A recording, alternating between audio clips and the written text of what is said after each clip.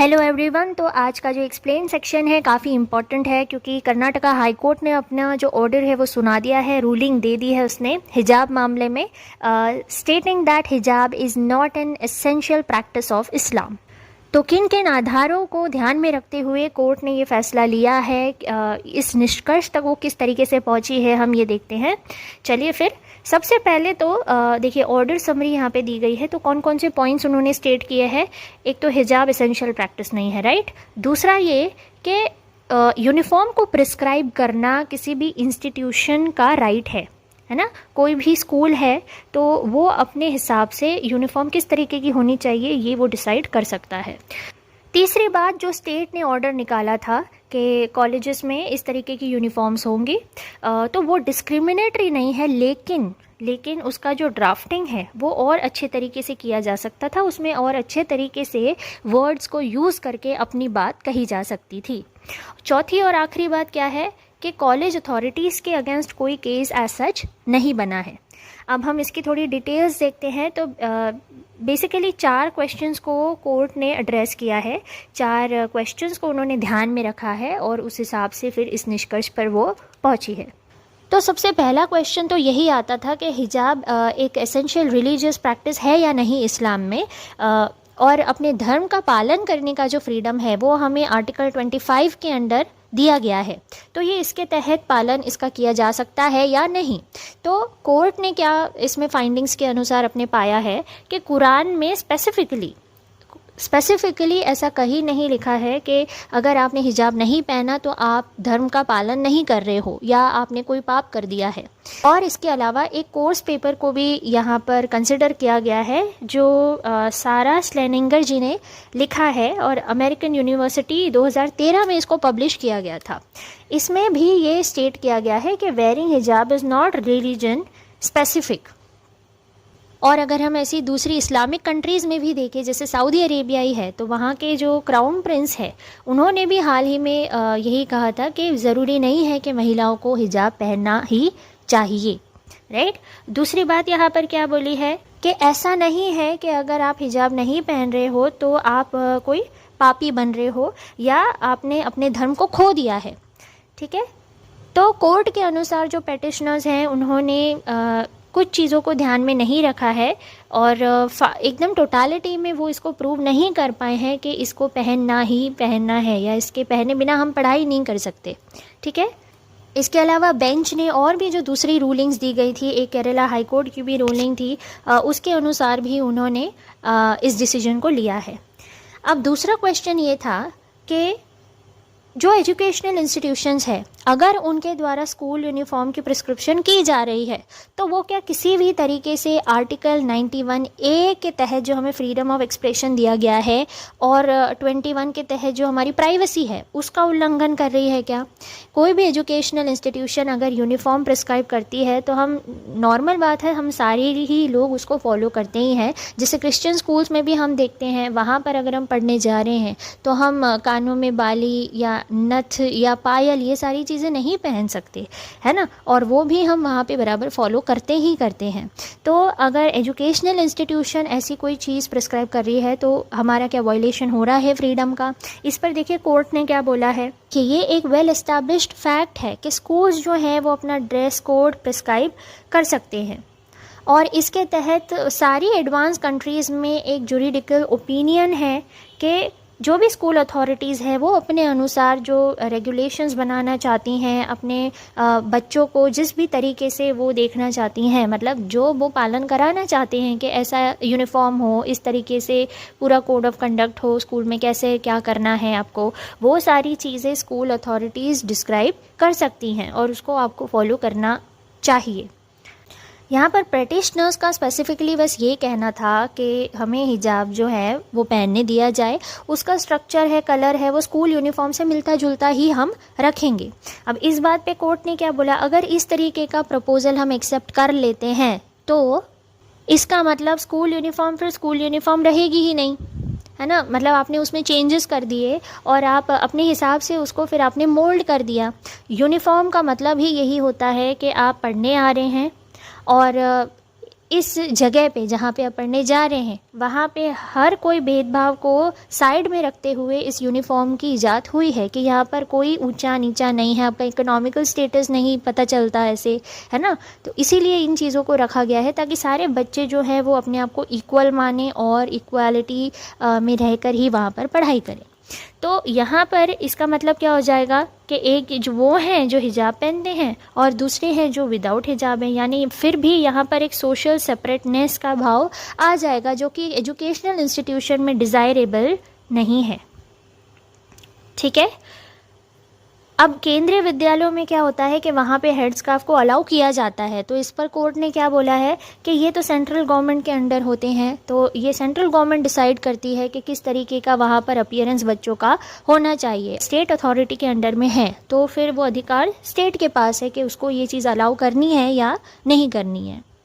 देखिए, तीसरा जो क्वेश्चन था वो ये था कि गवर्नमेंट का जो ऑर्डर निकाला गया था 5 फरवरी को, क्या वो हमारे आर्टिकल 14 और 15 के तहत इक्वालिटी बिफोर लॉ और नॉन डिस्क्रिमिनेशन को वायलेट करता है। अब ये क्वेश्चन क्यों रखा गया, क्योंकि जो उनका ऑर्डर था उसमें क्या लिखा गया था, देखिए कि colleges can restrict students from wearing the hijab along with unity and integrity. उसमें एक शब्द ऐड किया गया, वो था पब्लिक ऑर्डर, है ना। Public order as one of the grounds for not allowing students to wear a headscarf. Public order को भी एक ग्राउंड माना गया था। तो पेटिशनर्स ने ये कहा कि आप ये हमें बताइए कि हमारे हिजाब पहनने से किस तरीके से पब्लिक ऑर्डर डिस्टर्ब हो रहा है ना। तो ये उनका एक क्वेश्चन था। इस पर कोर्ट ने बोला कि जो एक नॉर्मल गवर्नमेंट ऑर्डर में अगर इस तरीके का शब्द यूज़ हो रहा है उसको आप कॉन्स्टिट्यूशन में जो शब्दावली यूज़ होती है उससे आप उसको इक्वल नहीं मान सकते। यानी यहाँ पर ये बेशक और अच्छे से ड्राफ्ट किया जा सकता था। कोर्ट ने बोला है कि पब्लिक ऑर्डर के जगह पर आप कुछ और शब्द यूज़ कर सकते थे, इसीलिए इसकी जो ड्राफ्टिंग है वो सही नहीं है और ऐसे पब्लिक ऑर्डर को आपको लिटरली वर्ड्स में नहीं लेना चाहिए। ठीक है। तो ये उन्होंने कहा है इस बात पर, जो कॉन्स्टिट्यूशन या स्टैट्यूज़ में जो बात लिखी होती है, जो पब्लिक ऑर्डर होता है वो अलग होता है, उसका मीनिंग अलग है।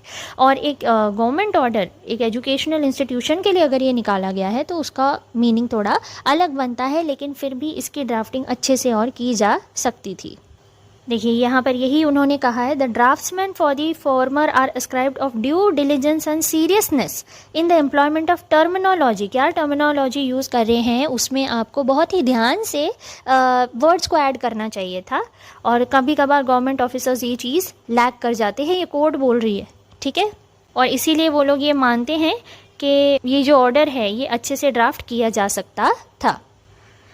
चौथा क्वेश्चन क्या था, देखिए कि लेक्चरर्स और प्रिंसिपल के खिलाफ भी कोई केस बनता है क्या, क्योंकि पेटिशनर्स के हिसाब से जो प्रिंसिपल और टीचर्स थे वो भी ऐसी डिपार्टमेंटल गाइडलाइंस को वायलेट कर रहे थे, तो क्या उनके खिलाफ भी कुछ ऐसा केस बनता है। तो कोर्ट ने ऐसी किसी भी चीज़ को रिजेक्ट कर दिया है, उनके खिलाफ ऐसा कुछ नहीं बनता है। तो इस मामले में जो पेटिशन है वो बहुत ही ख़राब तरीके से ड्राफ्ट की गई थी, इसका कोई बेस नहीं है।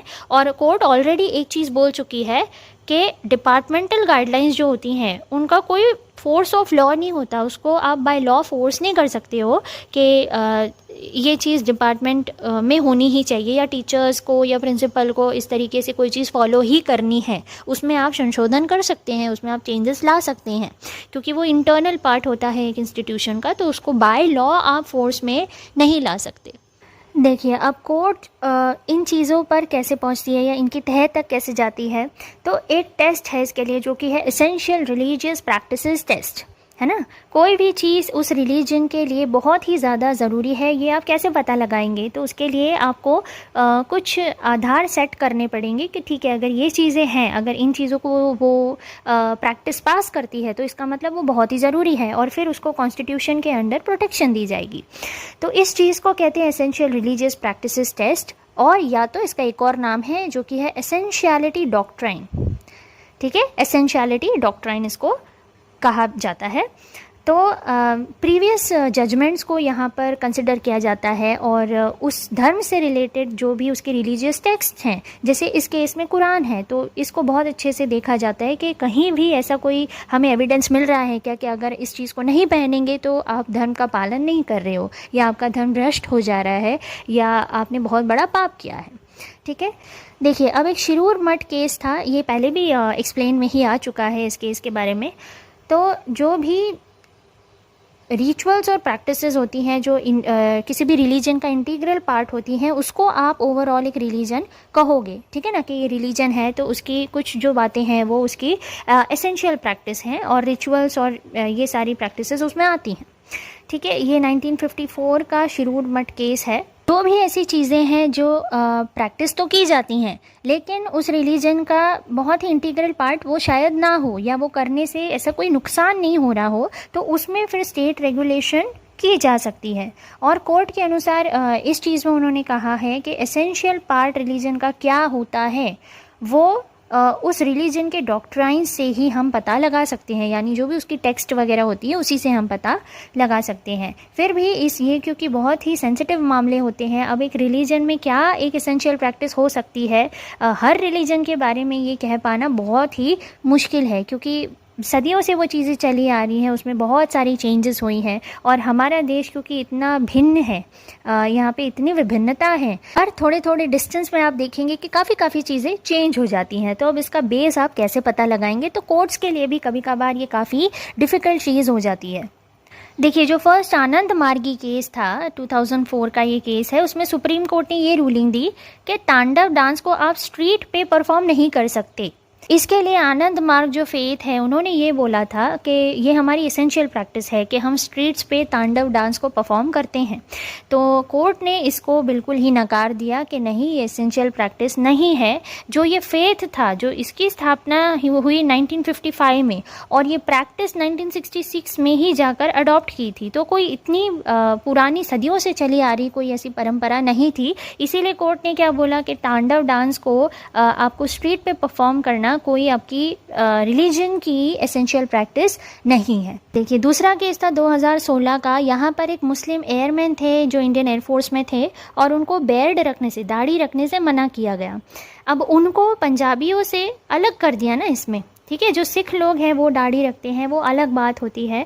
और इनके केस में यहाँ पर सुप्रीम कोर्ट ने बोल दिया था कि ऐसा कोई रिलीजियस प्रैक्टिस इस्लाम में नहीं है कि अगर आप मुस्लिम हैं तो आपको दाढ़ी रखनी ही रखनी है। अगर आप नहीं रखेंगे तो आप धर्म का पालन नहीं कर रहे हैं, राइट। तो ये इसको भी सुप्रीम कोर्ट ने उसका एसेंशियल प्रैक्टिस नहीं माना। अयोध्या मामले में 1993 के एक्ट के तहत जब वो लैंड एक्विजिशन को मान्यता दी जा रही थी, तब भी सुप्रीम कोर्ट ने ये कहा था कि जो मॉस्क है या मॉस्क में, मस्जिद में जो नमाज़ पढ़ने की प्रैक्टिस है वो इस्लाम की एसेंशियल प्रैक्टिस नहीं है। कहीं भी ये नहीं लिखा है कि आपको मस्जिद में जाकर ही नमाज़ पढ़नी है। आप कहीं पे भी नमाज़ पढ़ सकते हैं, वो ओपन एरिया भी हो सकता है, आपका घर भी हो सकता है, कहीं पर भी इसको पढ़ा जा सकता है, ऐसा सुप्रीम कोर्ट ने उसमें उजागर किया था। फिर इस मामले में जब इस्माइल फारूकी एक बिगर बेंच की ओर जाना चाहते थे, तो तब भी सुप्रीम कोर्ट ने इसको रिकन्सिडर करने से ही मना कर दिया था। तो इस तरीके से सारे उनके रिलीजियस टेक्स्ट को, सारी एविडेंसेस को देखा जाता है कि किस हद तक ये प्रैक्टिस बहुत ज़्यादा इम्पॉर्टेंट है किसी भी रिलीजन के लिए। तो इस तरीके से कोर्ट जो है वो इस निष्कर्ष तक पहुंची है, लेकिन जो पेटिशनर्स हैं वो सुप्रीम कोर्ट अब पहुंचने वाले हैं। तो अब इस बात पे और संशोधन होगा और फैक्ट्स एंड फाइंडिंग्स होंगी, तो इस मामले में और चीज़ें आगे आएंगी, हम देखेंगे फिर आगे क्या होता है। तो ऐसी ही डिस्कशंस के लिए चैनल को सब्सक्राइब करिए। मिलेंगे हम नेक्स्ट सेशन में। जय हिंद।